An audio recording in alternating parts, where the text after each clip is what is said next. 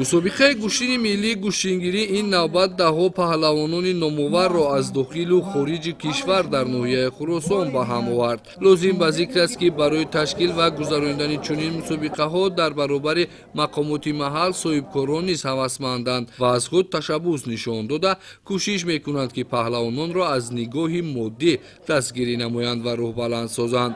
Инак чунин сабқати зебо дар ҷамоати деҳоти Садриддин Айнии ноҳияи Хуросон бо ибтикори мақомоти иҷроияи ҳукумати давлатии ноҳия ва соҳибкорони маҳаллӣ ва бо иштироки паҳлавонони дохилу хориҷи кишвар баргузор шуд. Яке аз роҳҳои ҷалби бештари паҳлавонон таъсиси даҳо тӯҳфаҳои гаронарзиш, бахусус нақлиёти сабукрав, ҳар як паҳлавонро водор мекунад, ки барои ғолибият талош варзад ва аз чунин тӯҳфаҳои арзишманд, ки соҳибкорони боҳиммат пешкаш мекунанд, бенасиб намонад.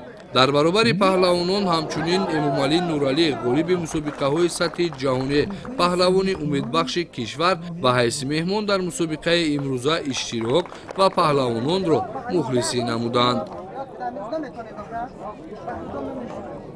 имрӯз дар ноҳияи Хуросон дар ҷамоати деҳоти ба номи Садриддин Айнӣ бахшида ба маҳвораи ҷавонон гӯштини миллии гӯштингирӣ баргузор гашта истодааст, ки дар гӯштини мо тамоми паҳлавонон аз ҷумҳурии Тоҷикистон ва аз ҳамватани мо, ҳамсояи мо ҷумҳурии Ӯзбекистон паҳлавонон иштирок доранд ва паҳлавононе ки ғолиб мебароянд тӯҳфаҳои арзанда, тӯҳфаҳо аз тарафи соҳибкорон тақдим карда мешавад.